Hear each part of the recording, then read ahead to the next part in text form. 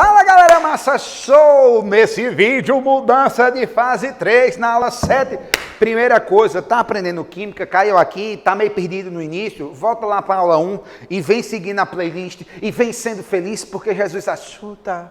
O que é que eu vou falar nessa aula? Eu vou explicar para você o que é um ponto de fusão, vou falar para você o que é ponto de ebulição, vou dar exemplos, vou falar para você também a diferença entre gás e vapor, vou dizer como você pega um material no estado gasoso e passa para o estado líquido, envolvendo os fenômenos de pressão e temperatura, e vou também diferenciar para você qual é a lógica, o que é uma liquefação propriamente dita e o que é uma condensação propriamente dita. E na aula agora, na posterior, eu vou falar sobre uma coisa chamada de temperatura crítica. Não é nessa aula não, é na outra, mas assista essa aula, viu, Massa Show? Outra, curtiu?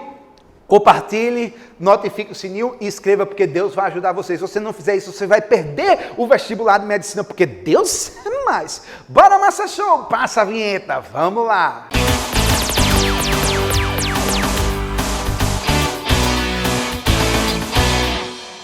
Bora, Massa Show, dando continuidade à nossa aula 7, mudanças de fase 3. E vai ter a 4, que eu não quero nem saber, viu? Que é para a pessoa aprender. E eu sinto, eu não sei porquê, mas eu sinto que você está aprendendo aí do outro lado, gente. Eu sinto isso, sabia? Porque você está pegando na base, na sequência. É assim que a pessoa aprende química. Não adianta você ir para o volume 2, volume 3 dos livros de química, você não sabe o volume 1, meu filho. Porque química é base, é construção, tá? Pessoal, eu vou falar mais à frente sobre, vou até voltar com essa questão de PF e PE aqui, que é o ponto de fusão e ponto de ebulição, envolvendo isso com as mudanças de estado físico mais na frente, tá? Mas aqui eu já quero dar um grau aqui para a gente poder diferenciar liquefação e condensação. Qual é a diferença entre os dois? É importante você reconhecer isso. Mas vamos lá por partes. O que é o PF? O que é o ponto de fusão? Lembre, PF não quer dizer nem Polícia Federal, nem prato feito, viu, gente? Um abraço aí você do prato feito, R$12, né? Olha aí, aí, na faculdade é 12. Para estudante é R$12, E o que é o ponto de fusão, gente? Ponto de fusão é a temperatura no qual um sólido passa para o estado líquido. Por exemplo, a água, o ponto de fusão da água é 0. Certo? Condições normais de temperatura e pressão. Né? Você vai girando, a pressão ficando de boa ali, você vai aumentando a temperatura, -2, -1, 0,1, aí já começa o material passar do sólido para o líquido. O PF é o ponto de fusão, é a temperatura no qual o sólido passa para o estado líquido. Beleza? Tranquilo? Pronto. E nós temos o ponto de ebulição, que nós vamos chamar de PE, que não é prata especial, tá? Ponto de ebulição. Ponto de ebulição é a temperatura no qual o líquido vai passar para o estado gasoso. O líquido vai passar para o estado gasoso. No caso da água, o ponto de fusão é 0, né? E no caso da água, o ponto de ebulição é quanto? É 100, né? 100 graus, a partir do nível do mar, 100 graus Celsius, e o PF, 0 graus Celsius. Beleza, Massa Show? Pronto. Entendido o que é ponto de fusão, que é a temperatura no qual o sólido passa para o líquido, Massa Show. E o ponto de ebulição, que é a temperatura do líquido passa para o estado gasoso, e eu botei um exemplo aqui da água, 0 graus e 100 graus. Você precisa saber os PFs e os PS das substâncias? Não. Certo? Mas tem alguns que tanto você vai trabalhando que ele vai entrando em sua cabeça. Mas não precisa, eita, daquela substância, eita, o ponto de fusão é... Não, pare de usar drogas, ok? Beleza? Você só tem que saber o que é o ponto de fusão e o que é o ponto de ebulição. Beleza, Massa Show? Pronto. Tô sabendo isso aí. Tranquilidade. Já eu vou aqui diferenciar liquefação e condensação. Lembrando que liquefação e condensação, todos são sinônimos de passagem de gás ou do estado gasoso para o estado líquido, certo? Agora eu quero diferenciar qual a diferença de gás versus, gente, vapor. Primeiro, não vou falar da diferença, vou falar da semelhança entre gás e vapor. Todos os dois, eles são, atenção, todos os dois, eles são estado gasoso. Tanto uma coisa como gás, uma coisa como vapor.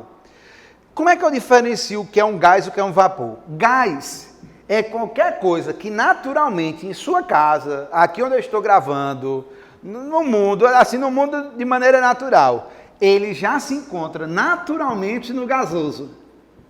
Certo? Mais uma vez, gás é aquele material que se encontra naturalmente já no gasoso, no meio do mundo, de maneira predominante, certo? Por exemplo, nitrogênio. Você está respirando, e eu também. Oxigênio, gás carbônico.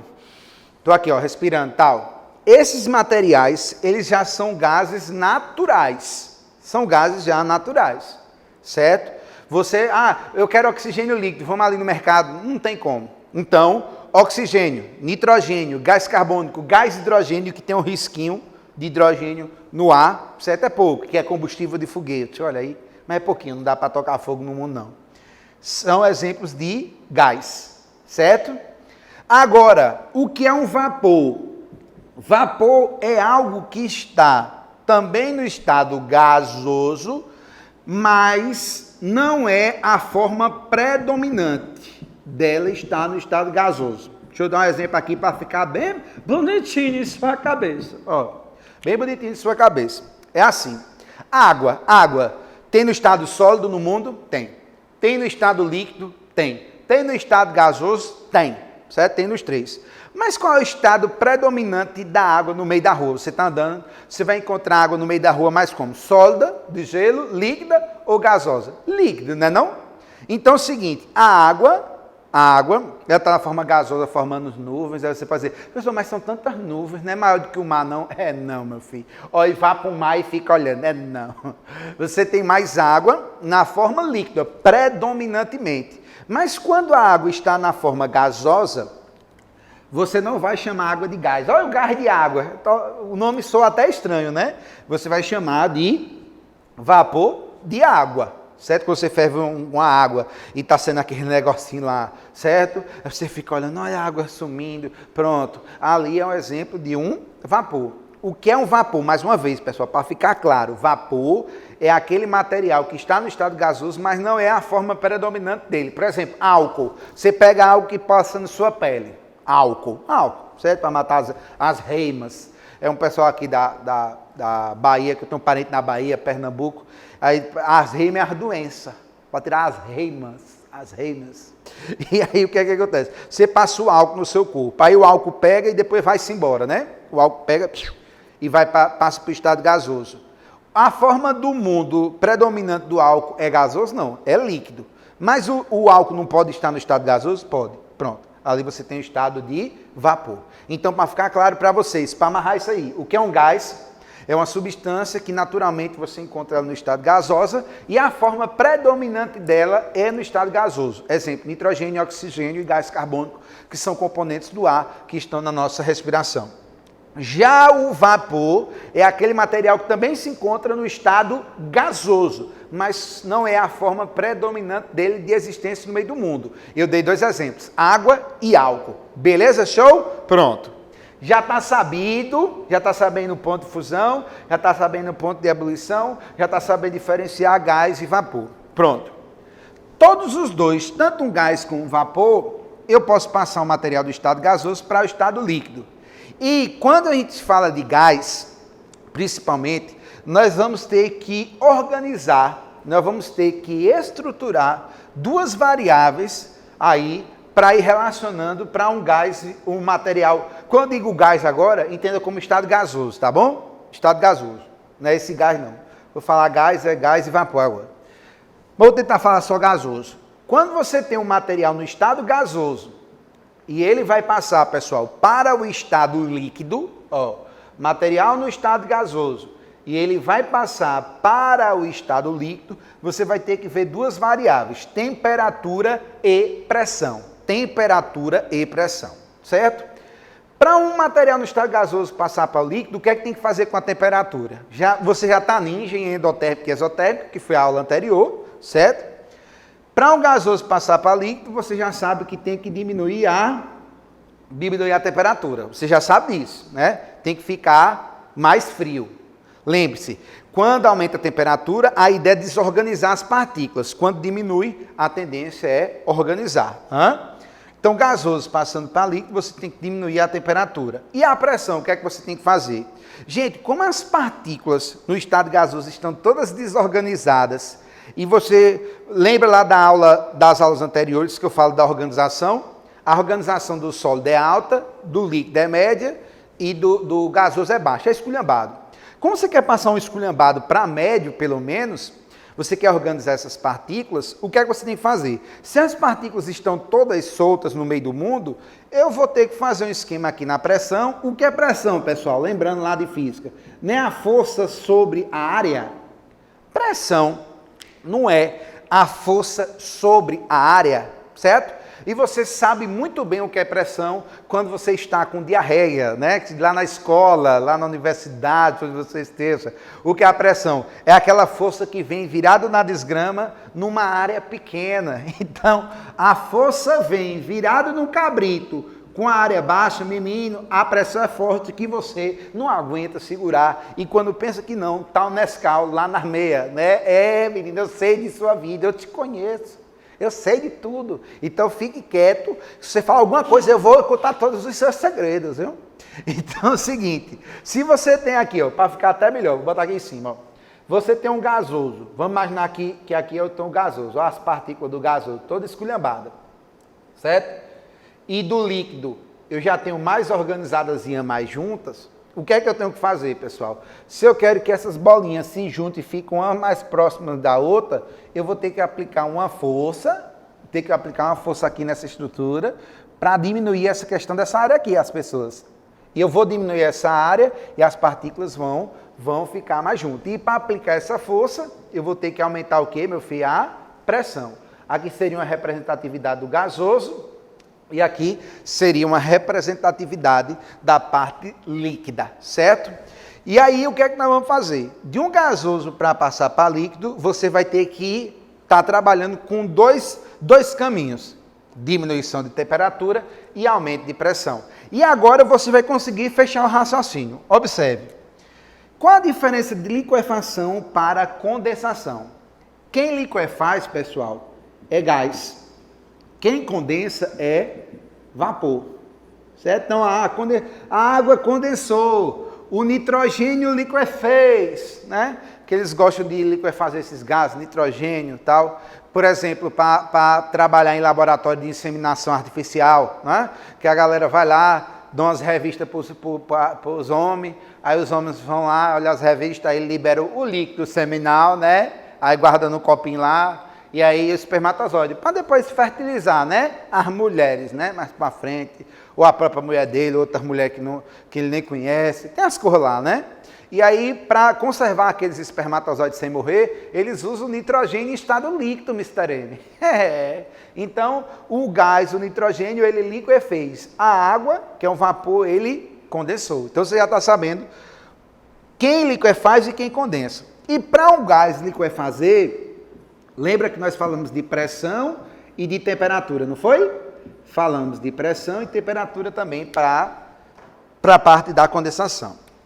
Aí o que é que acontece aqui? As pessoas, ó, para você amarrar o meio de campo e ser feliz, ó. Um gás para liquefazer, por exemplo, um nitrogênio desse, para ele virar líquido, para guardar o sêmen lá da galera, você sabe que a gente tem que ir aumentando a pressão e tem que diminuir a temperatura, não é isso? Pronto. E um vapor para condensar, você pode ir mexendo com a pressão e com a temperatura. Aí agora vem o pulo do gato para você entender de uma vez por todas essa diferença, certo? Olha, um gás, para liquefazer, você vai ter que fazer os dois ao mesmo tempo. Como é que é isso, professor Massa Show? Me diga, o que é que você está querendo me dizer? Eu vou dizer agora. Se você quer um gás liquefazendo, se você quer nitrogênio, oxigênio, gás carbônico virando líquido, eles na forma líquida, você vai ter que fazer os dois ao mesmo tempo. Tipo assim, você vai ter que aumentar a pressão e você vai ter que diminuir a temperatura. Você tem que fazer os dois simultaneamente para que você tenha um gás virando líquido. Se você só aumentar a pressão, ele não vai virar líquido. Se você só diminuir a temperatura, ele não vai virar líquido. Então o gás só liquefaz se você fizer os dois. Se for fazer só um, nada. Não vai ter PET, não vai ter o cachorro. Olha aí, eu já inventei agora, viu? Não vai ter o PET. Agora, um vapor para condensar, pessoal, é mais fácil. É mais fácil, porque ali não é a forma predominante dele. Então, se você vai condensar um vapor, se você só aumentar a pressão, já vai dar certo. Se você só aumentar a pressão, você faz o vapor virar líquido. Se você só diminuir a temperatura, tá tudo bem também, já vai dar certo. Então, na condensação, um vapor, ele vira líquido se você aumentar a pressão. Se você fizer só um, tá bom? E se você só diminuir a temperatura, tá bom também, você consegue. Aí você pode me perguntar, professor, eu digo, diga, e os dois, massa show? Se eu fizer os dois. Gente, se você fizer os dois, vocês vão juntar a fome com a vontade de comer. Aí é bom demais, né, Júnior? Aí é bom demais, né?